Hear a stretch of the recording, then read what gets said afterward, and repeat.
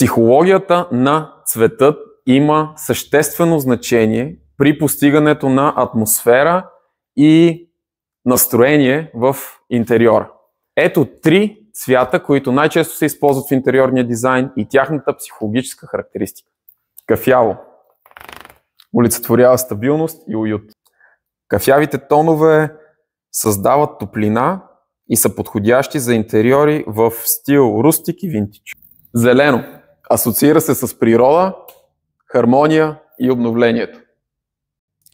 Зелените нюанси могат да създават уютна и релаксираща атмосфера и са идеални за дневни и кухни. Бял символизира чистота и спокойствие. Често използван в минималистични интериори, белият цвят създава усещане за простор и свежест.